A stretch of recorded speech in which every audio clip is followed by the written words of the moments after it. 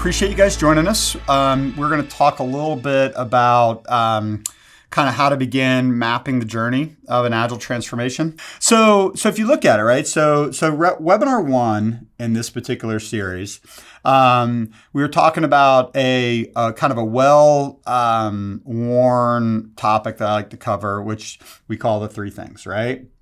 The 3 things. And the reason why we always start here is because I have a belief that that one of the things we do wrong when we're thinking about introducing Agile into an organization is that we focus on things like process and culture, and what we don't focus on are things like org design.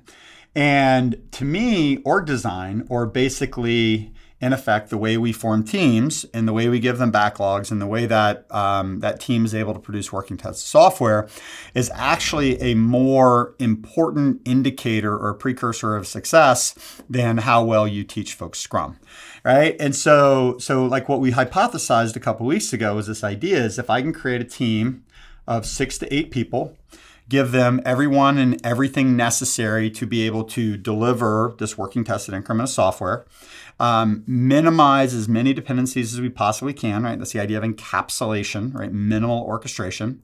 Then that team can maximally take advantage of the ceremonies around Scrum, right? So they can do sprint planning together, they can do daily stand-ups together, they can do sprint reviews together, they can do retrospectives together, and they can continuously improve as a team. The Scrum Master basically being able to help that team overcome impediments that are within the team. A lot of organizations that we go into, right, we see that they have a really hard time forming teams, and their organizational impediments are actually dependencies between that team and the rest of the enterprise. And one of the things we know is that if we're going to have dependencies, we either have to manage them, which is not accommodated by Scrum, or we have to break them, which is basically just another way of saying we have to remove impediments. But a lot of times breaking dependencies is really, really hard. And it's not something that we get for free. It has to happen over time, right? So really, really difficult to do the processes of Scrum or to develop an Agile culture in the presence of malformed teams, right? So a team has to have a backlog, right? The list of things that it is commissioned, I guess, to build. And, you know, you guys, this is just all review, right? So even if you've didn't attend the last couple webinars, right? So this is all kind of review stuff, but it's super important, right? It's the anchor piece for where we're going. So we want to be able to get together during sprint planning, decide how many story points we want to pull off the backlog. We want to pull those story points into the sprint. We want the team to be able to deliver that working tested increment of software, right? Every 2 weeks, right? Something like that, right? So that's kind of how I tend to think about it, right? And then kind of the magic formula behind Agile, right, is if I have that complete cross-functional team, that team will establish a known velocity or establish a stable velocity against a known backlog, right? And from that, we'll be able to start to derive things like scope and duration. To me, this is like the thing that separates Agile from chaos, right? Because if we can't form teams, we can't get teams really super clear backlogs, and we can't get to a place where we can produce a working tested increment of software, then we don't know the velocity, we don't know the size of the backlog, we'll have no idea of scope and duration, and the whole delivery mechanism is a big fat question mark, okay? So this is like the core concept. This is like what I would almost say is like maybe like the core organizing principle of leading Agile specifically, but like my general approach to thinking about Agile. And so what that kind of implies is this idea of a theory of transformation that basically says that when we're transforming an organization, we're not focused on teaching it Scrum or installing Scrum Masters or whatever, right? The transformation is actually creating the context organizationally by which we can take advantage of Agile processes, right? Because teaching people Scrum is relatively straightforward. Teaching people Safe, relatively straightforward. Creating the context where they can actually do Scrum and do Safe effectively, that's the work of the transformation, right? Anything that gets in the way of being able to build complete cross-functional teams, to be able to get those teams really clear backlogs and have the ability to produce working tested increment at the sprint is an impediment. And, so what we do is we install teams, get them backlogs, get them to produce working working tested software in our backlog is really removing the organizational impediments to being able to do that. That is the nut of what we consider transformation at Leading Agile, okay, is creating the context where people can take advantage. And this is from an earlier talk, but kind of our hypothesis is that if we can get kind of the structure and the systems right, then we can enable it with process, right? That's all the Scrum and the STAFE stuff. And then we can help culture emerge, right? Because we all agree that if we can't operate with an Agile mindset, then it's really difficult to kind of get into this inspect and adapt mentality and let requirements emerge over time and things like that. But it's really difficult to start trying to figure out how to change the mindset and the culture, or even install processes if we don't have this base structure and systems kind of thing, at least as a first order concern. Okay, so that was like the first webinar, kind of in a nutshell. What we talked about last week was the idea of the 4 quadrants. And the reason why I think the 4 quadrants is the next appropriate conversation is that what we have to recognize is it probably 2 things. Is that not every organization is starting at the same place and going to the same place. But we also have to recognize that the process of transformation is a journey. And in order to get organizations to invest in change and to get them to be able to do it in a structured and systematic way, we have to be able to call our shots a little bit, right? We have to be able to, I like to use the pool metaphor, right? So we have to be able to say 8 ball in a corner pocket, right? It kind of doesn't count if it happens accidentally.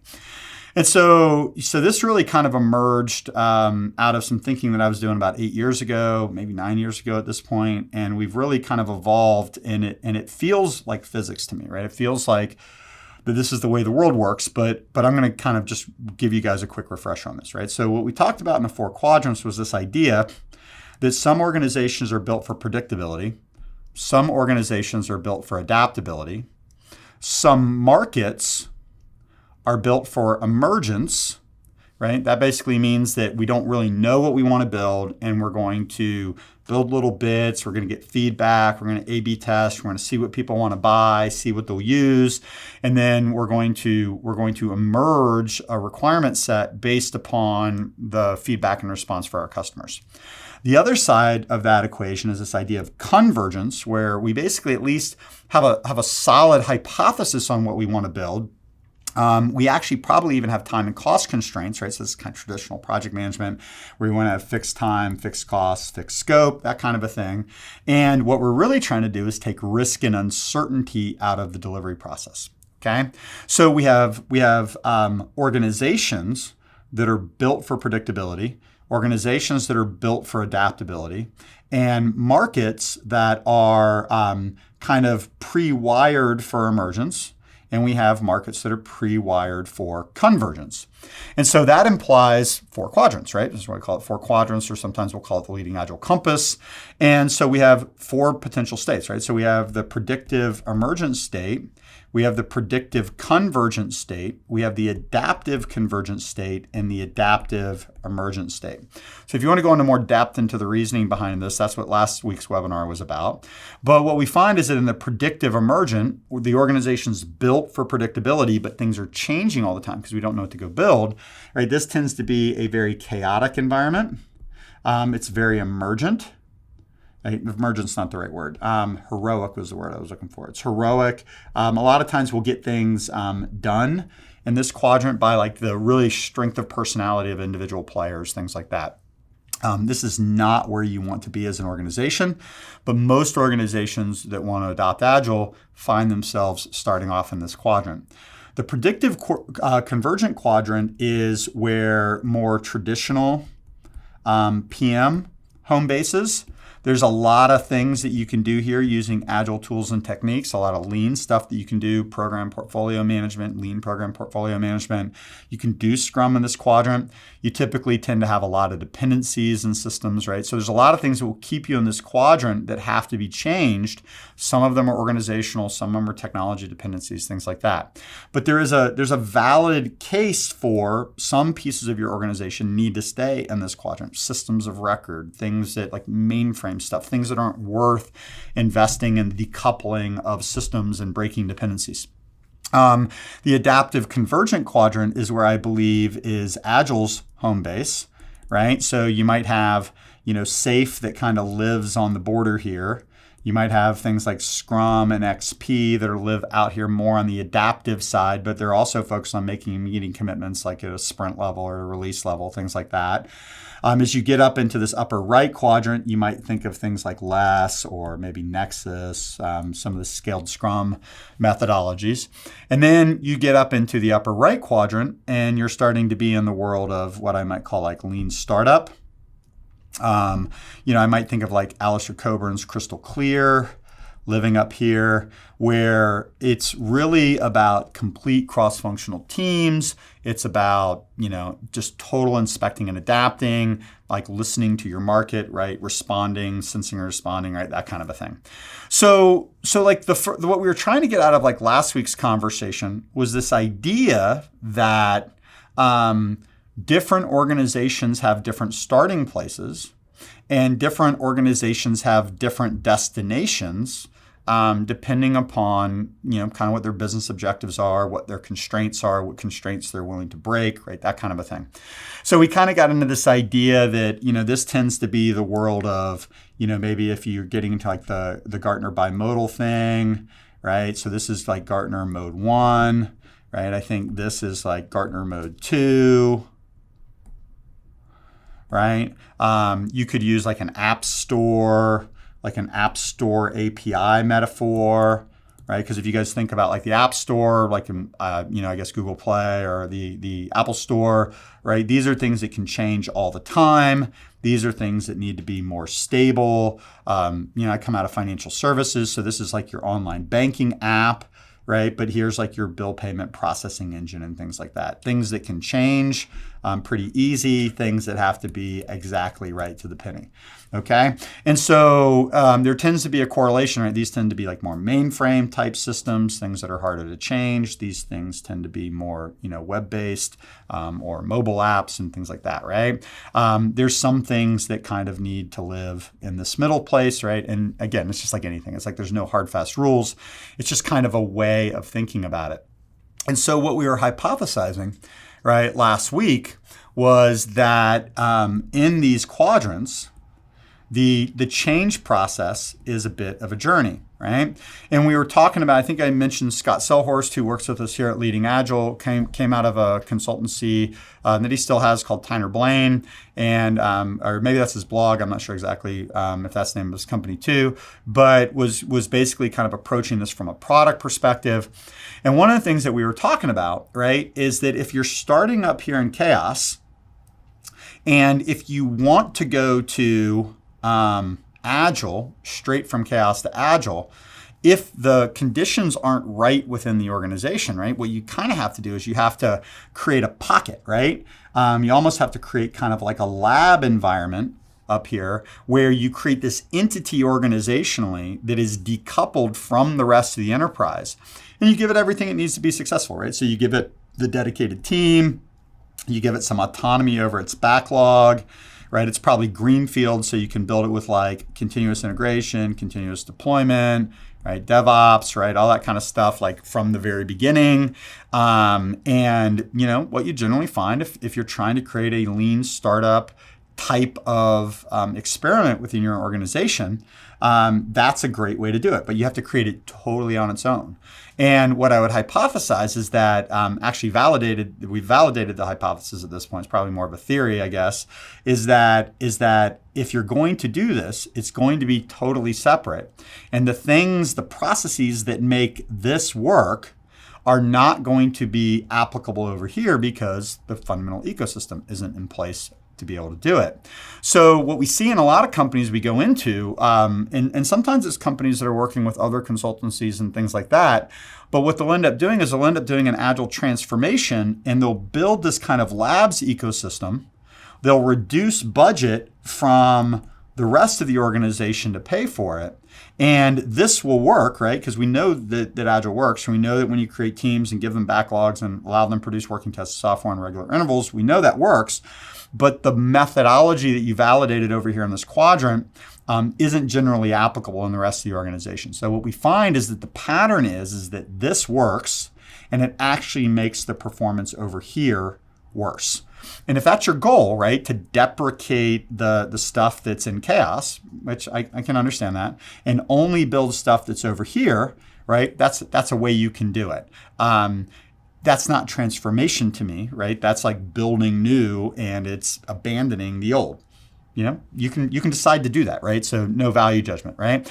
But kind of my hypothesis around this was that if you want to go and you want part of your organization to operate with greater efficiency, be more predictable, deliver value earlier, right? All that kind of stuff. What you have to fundamentally do is you have to respect the dependencies that are in place, right? You have to acknowledge the organizational constraints that you have. And so one way of doing this, and this is kind of the way that we tend to approach large, really complicated transformations, is that you bring them down into this quadrant first. And what tends to happen is you end up, forming teams down here, right? So you get your Scrum teams as close as you can. You put some sort of lean product governance over top of it. You subordinate that to like a lean Kanban-based portfolio view. And you end up with something that looks very much kind of follows the same reference architecture as like a SAFe implementation, right? You got like a team level delivery system. You got some mechanism for coordinating requirements. You have some mechanism for and aligning releases. You have some mechanism for subordinating what's happening down here to the organization's priorities. You often end up with kind of a pyramid structure organizationally, something like this. But the main difference, right? The main difference when you're down here in this quadrant versus maybe like a pure play SAFe environment is that the requirements are not always emergent and the dependencies are often very strong. And so when requirements are known, right, or at least you think they're known, and dependencies are strong, it requires more forward planning. And so very often in that lower left quadrant, what we're looking at is like portfolio planning, maybe 12 to 18 months out, right, high level, thematic, epic kinds of things, right, because you're looking out over horizon, kind of figuring out where you need to be. That gets decomposed down into the product layer, right, so we'll call this portfolio. Right, gets down to the product layer where we're maybe looking 3 to 6 months out at the feature level. And then down here at the team or the execution level, we might be looking at a 6 to 12 week planning horizon. But what we're really fundamentally focused on is the 2-week sprint. Okay. And a lot of times, like people say, they'll go like, well, Mike, that's just kind of waterfall in disguise. And there's a point to be made there, right? And I'm not really arguing it. I like to think that that the PMI stuff really just natively accommodates this idea of progressive elaboration and rolling wave planning. And so if you think about it, that's what we're doing, right? We're starting with a high level plan. And as we get into closer planning horizons, we're fine-tuning that plan and we're inspecting, adapting, and making trade-offs to where we can deliver within the constraints. Now, the reason why that's important from organizational perspective is that a lot of times in early stage transformations, this organization is built for predictability. It wants to take advantage of Agile, but it wants to be able to make and meet commitments at the same time. So the forward planning stuff gives me two things, right? It gives me, in effect, a baseline or a roadmap for where I want to be. It gives me a mechanism for progressively elaborating and doing the rolling wave planning. It gives me a really great team-based way of being able to make and meet commitments. But the forward planning also gives me the ability to proactively deal with dependencies.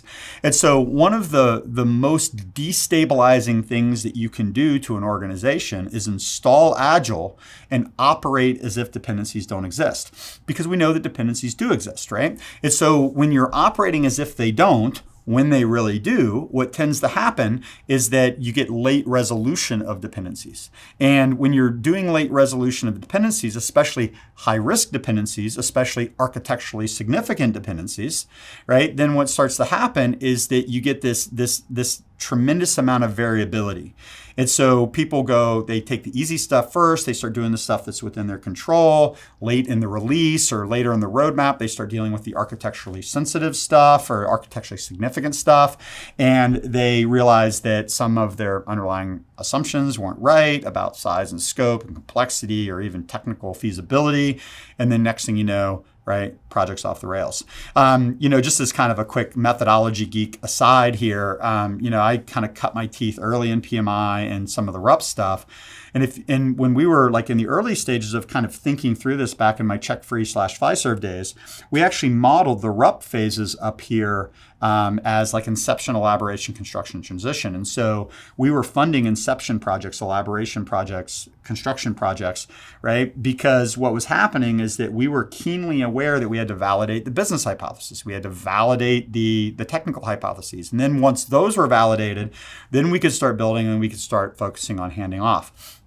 Another kind of methodology geek aside is I think that's actually where disciplined agile delivery, if you're familiar with Ambler's stuff, I think that's where Ambler's stuff fits in very nicely with like a safe ecosystem or whatever, right?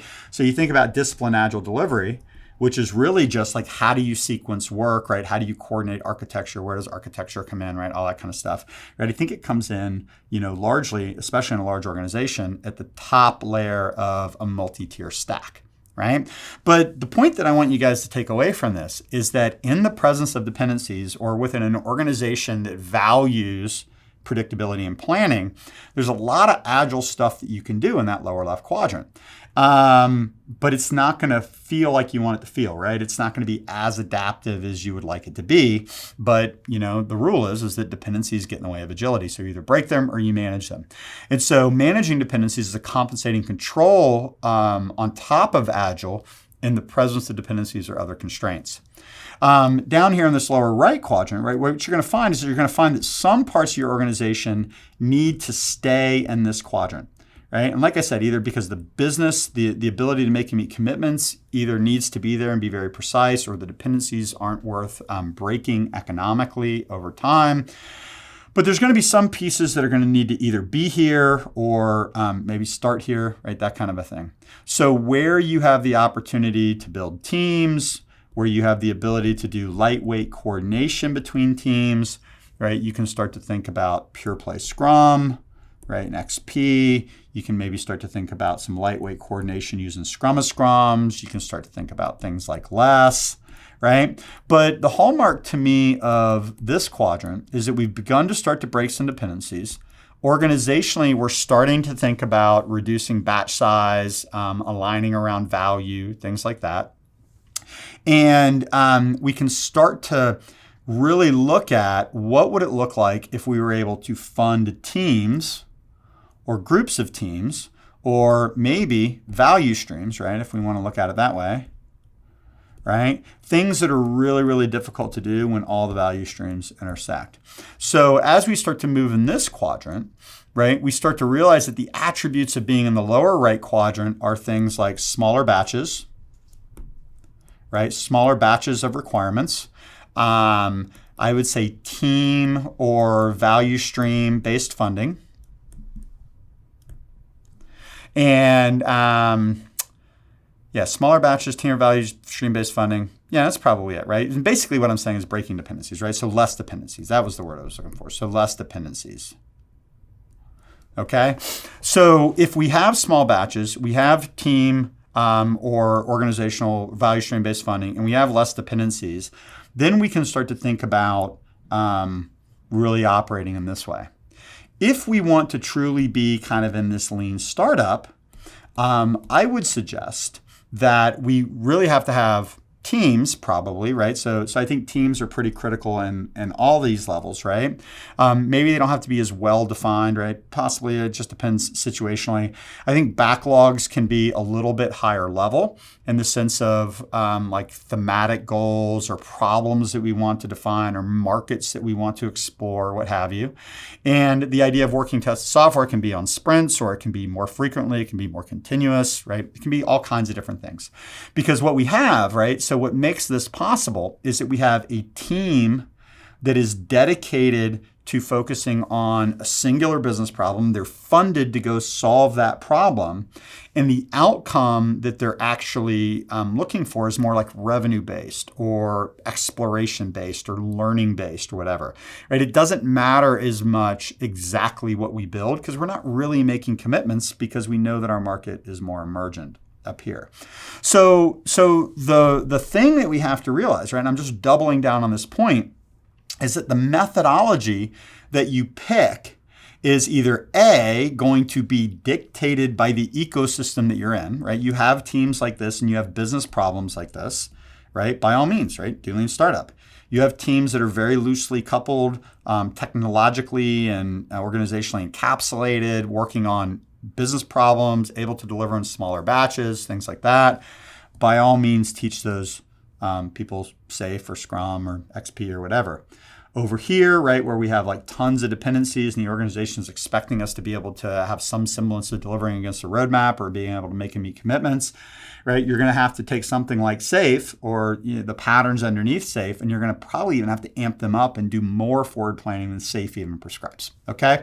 And so you have that choice, right? You can either look at your ecosystem and you can find a methodology that fits your ecosystem, or, and this is where transformation comes in and what we talked about at the very beginning, or you can identify the methodology you want to use, right? Because it's going to add value, right? I need to be lean startup, or I need to be small batch Scrum or small batch Safe or whatever. I want to be something heavier, like a lean governed frame, like, organization, right? So you can move the organizational ecosystem to support the methodology and the value prop that you want. You want to be predictable. There's ways of getting to predictability. You want to deliver in small batches. There's ways of doing that. You want to do team-based funding. There's ways of doing that. And then, you want to do lean startup. There's ways of doing that too. But again, the failure mode is when the methodology and the ecosystem don't match. So what I'm going to hypothesize for the next 30 minutes is that you've decided on the methodology that you want to do because it's going to give you the value that you want in market. We're going to lean startup, right? So we need to be able to do some sort of lean startup-y kinds of things. Or we're going to Scrum or going to Safe. Now, the question that you ask yourself is, right, how do you orchestrate a transformation so that you can bring the organization along with you while it's going through the change? Because what you don't want to do, right, is to create chaos in the organization and prevent it from being able to deliver its objectives. Because for better or for worse, most organizations, even though they might not be as efficient as we want them to be, they might not be using modern methodology, they're typically delivering something, right? They have some sort of throughput, right? They're producing something in market, or else chances are they wouldn't be in business. And so they're producing something, right? So the trick is how do I get the organization to produce better, right? More efficiently, right? More closer to our goals, while kind of respecting where it is, and then in a very systematic way, moving it from point A to B. And this is what I'm just a really strong believer that this is what our companies want from us. They want the value of Agile, but they don't want like the kind of the train and pray or just start doing Scrum and just everything emerges. Like we want kind of a more planful way of doing it. And so by thinking about teams, backlogs, working tested software, and thinking about the 4 quadrants, what we do is we start to be able to build a mental model for how we're going to get an organization from point A to B. And so I want to explore that just with you guys just a little bit. So I'm going to redraw my quadrants over here, right? So we have predictability, we have adaptability, we have emergence, and we have convergence. Now, again, right, if you're in a situation where you want to go lean startup, you have the conditions, teach people how to do lean startup. Bring in somebody or you read a book or whatever, start doing lean startup. Same for Scrum, same for Safe, same for whatever, right? So the hypothesis is, right, is that most organizations that are looking to improve tend to be in some form of chaos, right? There's some sort of burning platform, right? And they have a problem that they need to solve. And so kind of the first thing that you can do is what I alluded to kind of in the last section is if it's a really, really burning platform, you might want to consider just going and building something over here, right? And I'm going to leave that circle empty for a minute, right? But if you wanted to do that, so like we worked with a large financial services organization, probably 7-8 years ago, and they were really getting beaten up by a competitor in market, and they desperately needed to be able to deliver like a lean startup, right? Because I want to say this organization had like thousands of people built on top of mainframes, right? All that kind of stuff. And their competitor was like a 25-person, totally distributed modern technology kind of company, right? And it's like, how in the world does that compete, right? How in the world does it compete? And so they really had two choices. They could go and they could build something competitive up here in the upper right quadrant, right? Which they did, right? And they started running experiments there. But then there was also elements of their existing ecosystem they needed to stabilize and make predictable so that they didn't have to reinvent everything, right? Where it gets kind of interesting, right, is when you desperately need to be here, right? And you start doing the things here on top of a legacy infrastructure. And it usually just ends up creating a bunch of chaos, right? So you have this option to go in here, right? So that's one path, okay? But generally what we find is that what you really need to do is you need to begin the process of stabilizing the system in place.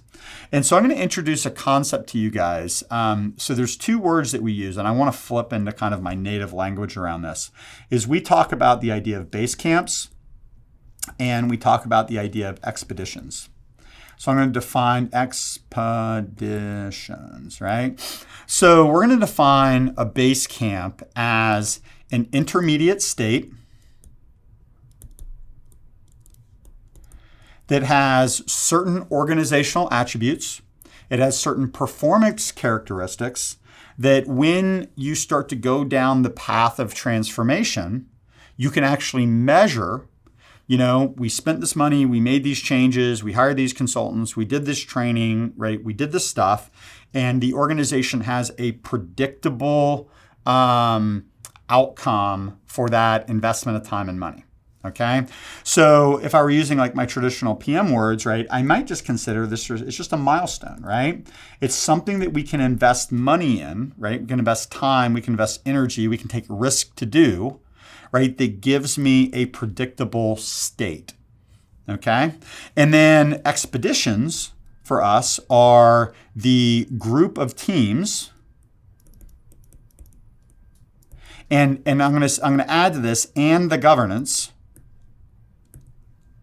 necessary to coordinate them that is moving to the base camp, right? So if you hit our website, we have this little picture that ad agency we worked with at the time did for us. And we kind of drew mountains and we said, okay, we're going to have these base camps, right? Like little trailblazers. If you guys hadn't picked up on it, our logo is actually a trailblaze. That's where this kind of comes from, right? Because I fancy myself kind of a hiker and outdoor person.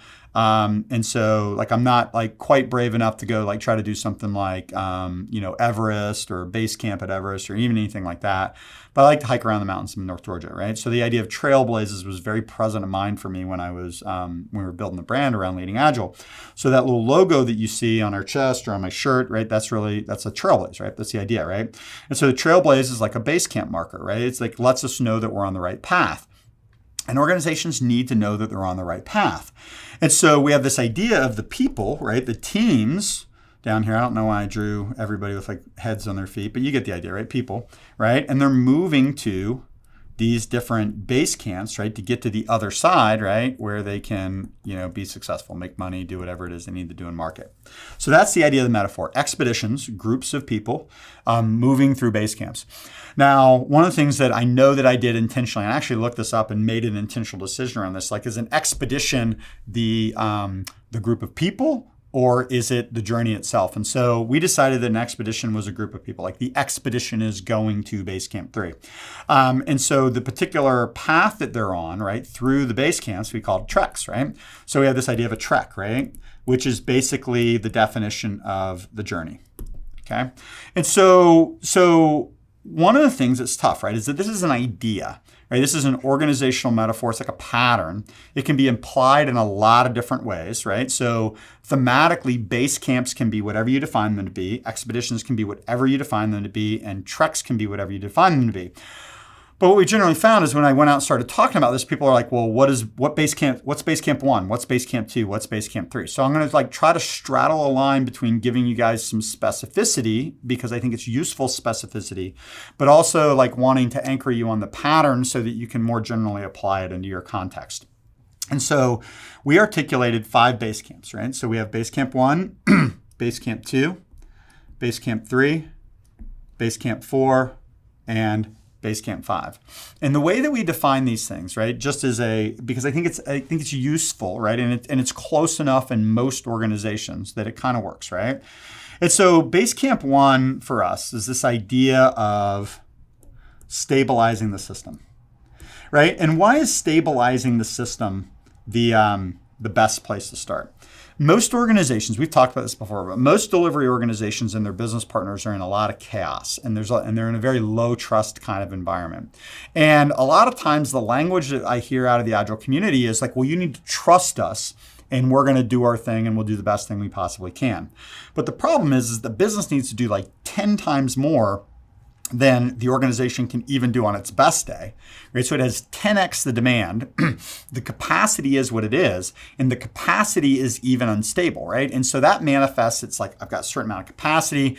Business can't stabilize its priority. It's injecting different things in. It's changing its mind all the time.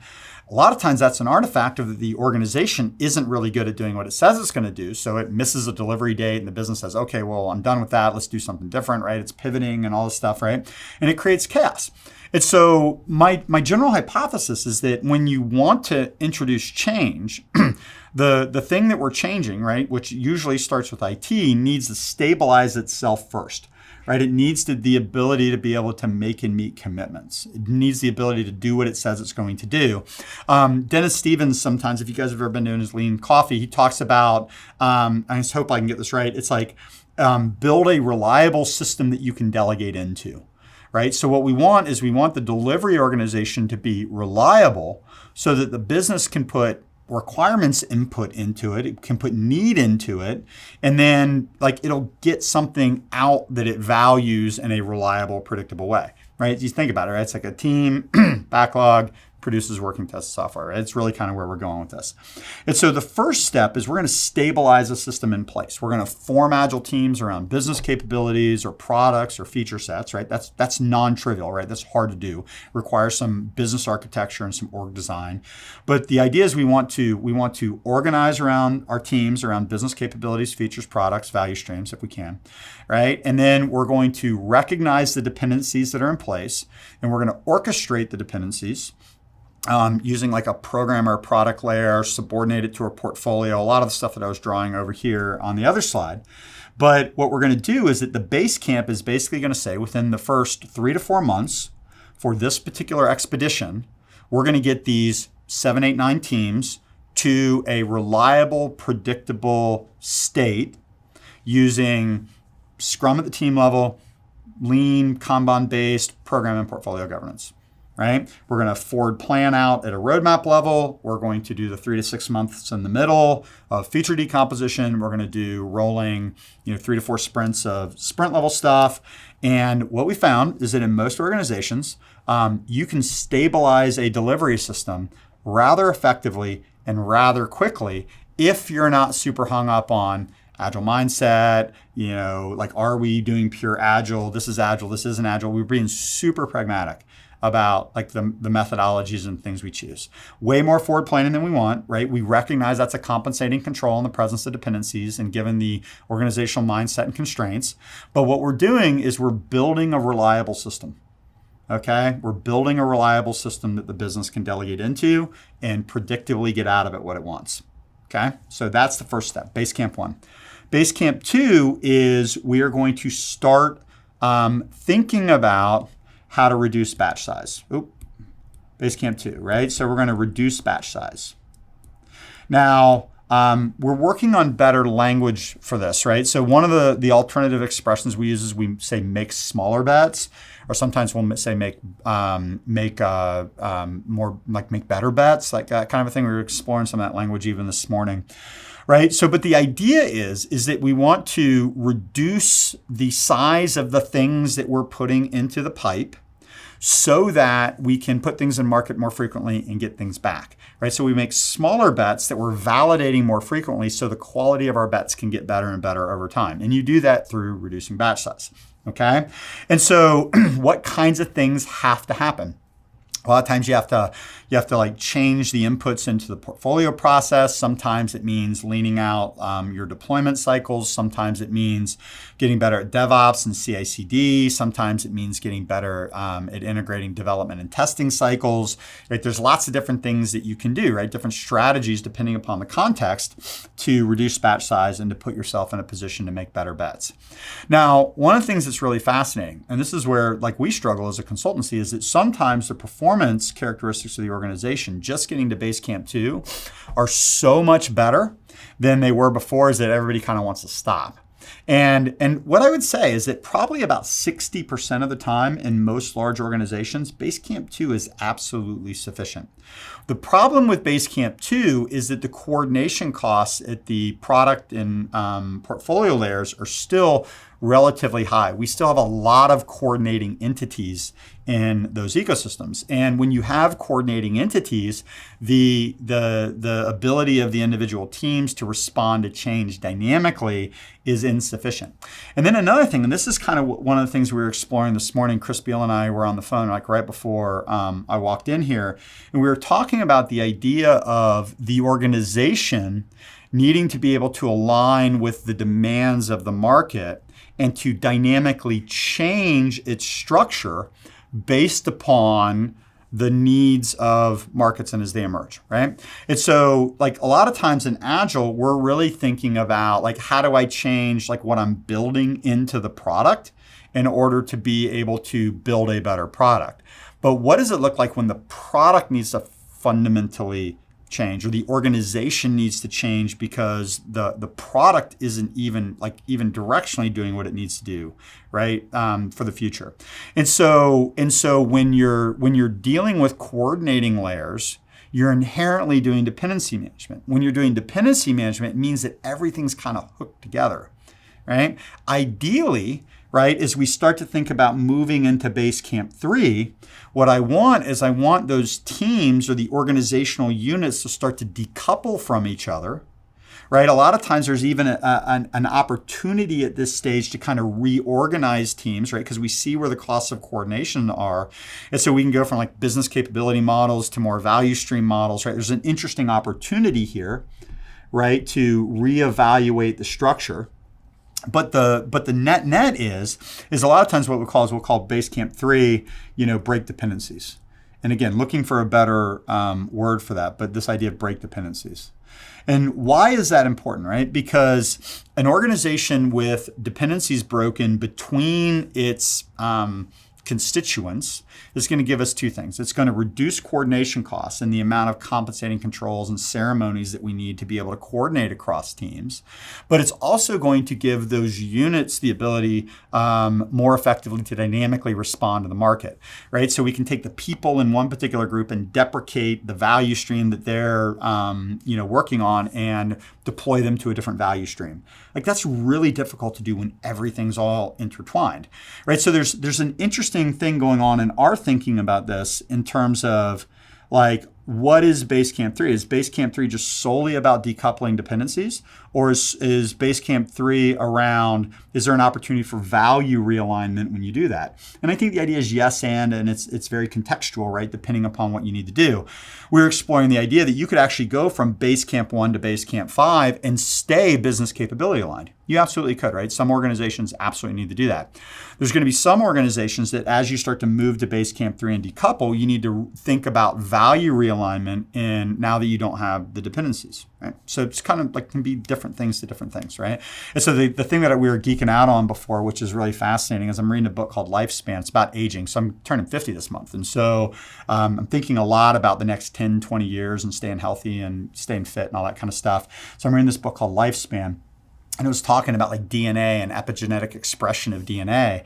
And one of the things we wrestle with in leading Agile is what is DNA versus like what is epigenetic expression of DNA. And I know that's like a really kind of esoteric view of this, but we're exploring this idea that you have these patterns, right, that are relatively static and they're universal and they're time tested. But then you have to take those patterns and you have to apply them into your context. And a lot of times that can be the maturity of the organization, maybe where its culture is today, what kinds of problems that it's trying to solve in market, how long it's been at this, right? How long does it trust the end state? How long does it trust the patterns and things like that? So kind of exploring this idea of methodology is almost like DNA, and then tailoring of methodology is almost like epigenetic expression of DNA. And if that didn't make any sense to you, I apologize, but like I had to get that out of my head and say it during the course of this because it's like super, super fascinating.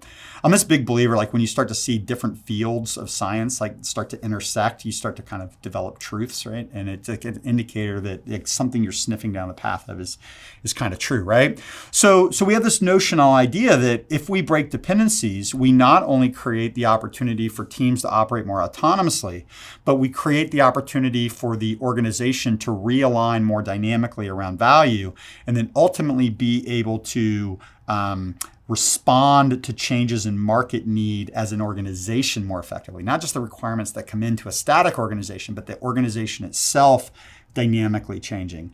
And I think that's the heart of business agility, and where we're going with that is that can the organization dynamically respond to change?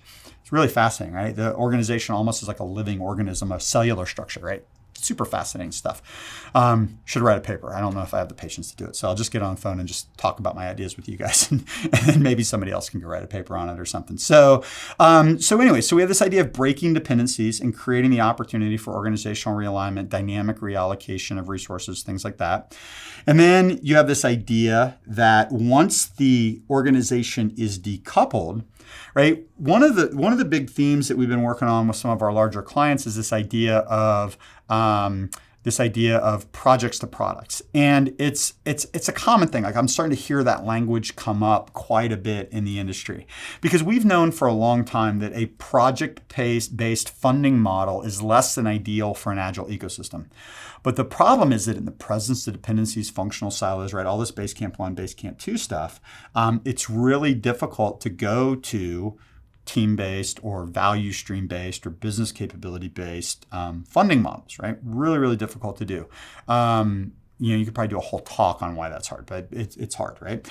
And so, but here's the interesting thing is once you have the organization decoupled and you have it value realigned, now you can start to have an interesting conversation about we're going to put dollars, right, into that delivery organization in the hope that we get more dollars, right, out, okay? And that can come in the form of specific requirements, specific bets, specific investment opportunities, things like that. It's kind of in Basecamp 4 how I'm thinking about it, right?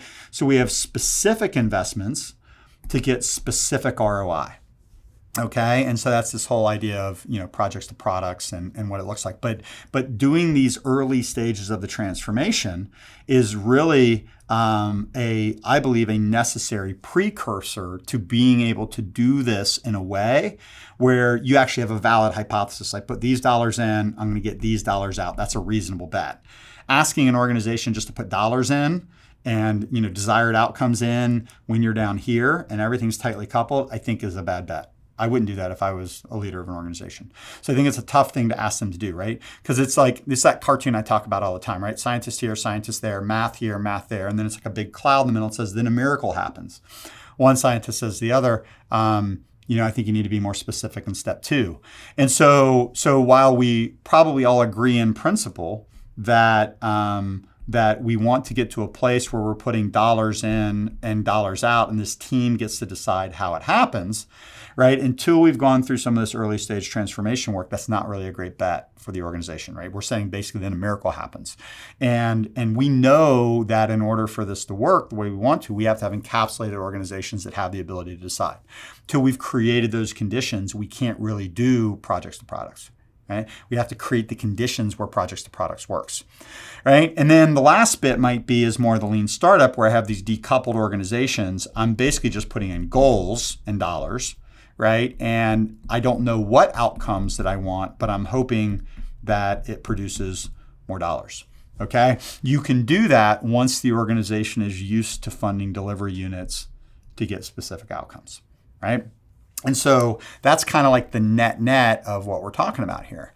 And so kind of like, where should we take it from here, right? So I think next week, like, I want to talk a little bit about more about expeditions and how you create them and what they look like.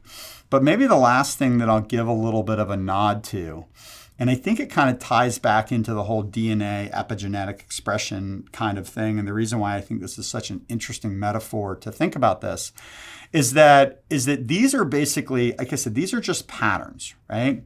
And so when I'm trying to describe this very linearly, we talk about, stabilize the system, reducing batch size, start to break dependencies, find opportunities for organizational realignment. My home base is I want to talk about projects to products here, and then talk about kind of more lean startup-y stuff in Basecamp 5. But the reality is that organizations are kind of like recursive organisms, right? And it's like they're not linear per se. It's so like one of the things we're working on with one of our large clients right now is projects to products, but not at like the value stream level, right? Not at the team level or the group of team level, but as we're down here in Basecamp 2, and we've started to reduce batch size.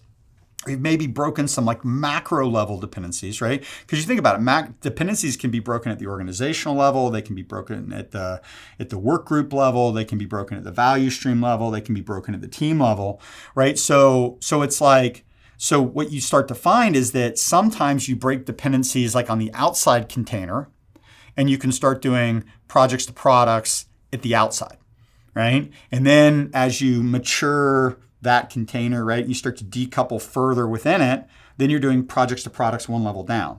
And then as you go even further, then you're doing projects to products even further down into the organization. And so what we're trying to figure out, what I've been really noodling on today and really for the last couple of weeks is, this idea of how do you tell a fractal recursive type story in a way that's like really linear. Right. And so that's where this idea of the DNA and the epigenetics kind of thing came in, right? Because the reality is that this I believe to be true. Right. And I think I've been doing this long enough. We've had this mental model in market 7-8 years now that it works like every place we go. And it's a really cool way of getting folks organized and thinking about how to make really structured, measurable progress on a transformation. But if you accept it as a linear truth, right, then it starts to break down, right? Because then it's not true everywhere. So again, like you can almost think about it a little bit like this, right? It's almost like you have like a company level, right? You have like an org unit level.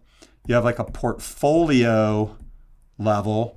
You have a work group level, right? Maybe you have a team level. I'm sure there's all kinds of different things. And it's almost like you can think about it as like almost every single one of them has kind of like a Basecamp 1, 2, 3, 4, 5 kind of metaphor, right? It kind of does like that. And so it's like you might be operating at the company level, and then you deep dive down and you're at an org unit level, and then you deep dive down, you're at the portfolio level, and then you come back up and you start working on something else. Right. So again, I'm going to come up with better ways of talking about this. But I guess just the point being is that what I want you guys to do is to think about this as a pattern that I believe is true. I wouldn't be getting on here and saying the stuff that I think this pattern's true, and for us, it's time tested. But you have to think about it in a more mature way, especially if you're responsible for a large transformation, because you're going to apply these principles at different levels of abstraction.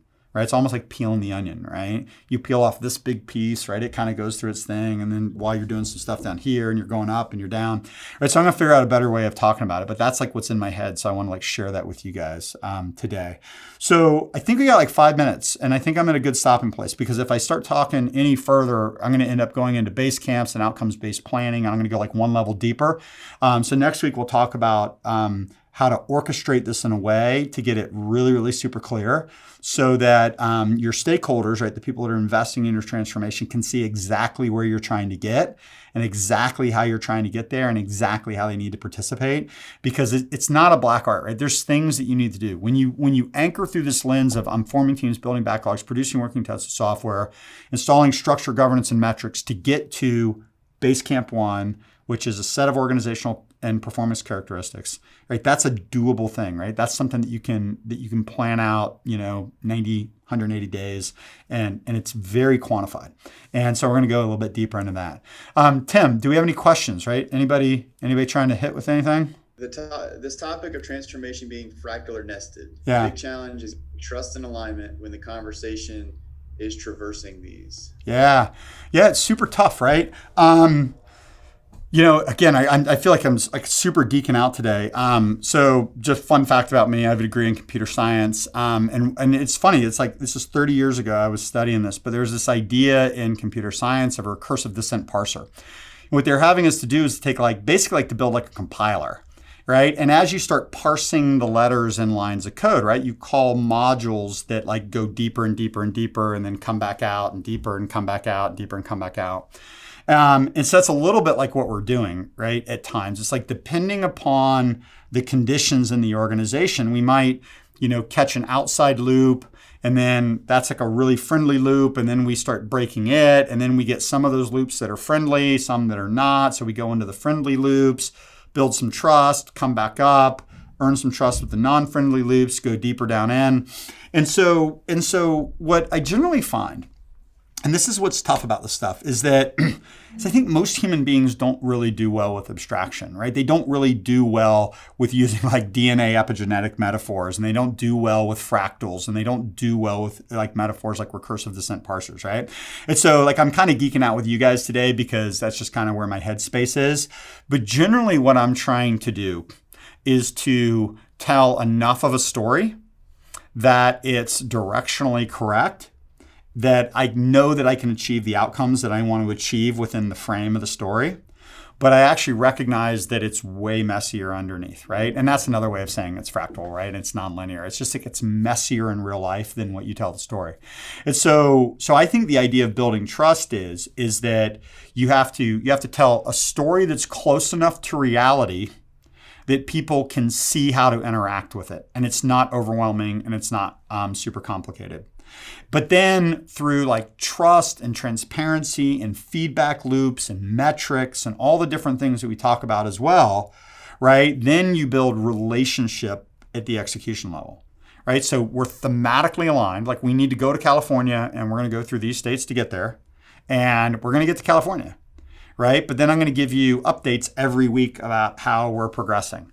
And then when I hit a roadblock, I'm going to tell you about the roadblock. And when I run out of gas, I'm going to tell you when I ran out of gas. And when I have an automotive problem, I'm going to tell you about that, right? So there's this hybrid between being directionally correct enough and then being super transparent and building trust and teamwork and partnership in the execution that I think is the 1-2 punch. Because if the plan isn't sufficient enough, then people won't buy into doing it. If the plan is so incorrect that it doesn't yield the results that you promised, then people are going to lose interest and it's actually going to erode trust. But if the plan, as we get into next week, right, we'll talk about how you develop roadmaps and go to base camps and outcomes-based plans and activities and what cadences are and things like that, right? How you orchestrate all this stuff, right? If it yields results that are close enough and you do it in this incredibly transparent, collaborative manner, then what we find is that enlists people over time, right? And then that's what starts to build the trust, right? But it's tough, right? It's because you're thinking in like different levels of abstraction to try to get what you want. So I know that's not like a super tight answer. Like whenever anybody asks me, it's like, well, how do you build trust with somebody? It's like, right? We have this little model, and then I'm going to have to wrap up, but we have this little model internally. We talk about trust in the influence loop, right? And it's all around like what are the steps of influencing somebody, and then what's the steps of developing and maintaining trust. And then we've actually taken that deeper into a little model we call PEASTER, which is around planning and socializing and different things like that, right? To really like codify how to enlist people in the planning process. And it's just hard, right? It's just really, really difficult. And even with like us who have been doing transformation for a long time, we bring people in, and some of the mechanisms underneath this are not incredibly intuitive to people, right? They do it via strength of personality. And one of the things we've been trying to figure out is like, how do you do it in a structured and systematic way? It's really kind of like how you do everything. It's like, is it personality driven? Is it tacit knowledge, or can you make it explicit knowledge? So we can explore some of those things. That might actually be a good topic series, like a trust influence with PEASTER, something like that, around building trust in organizations through these things. Because it's non-trivial, right? It's hard. Have a good one, guys. Bye-bye.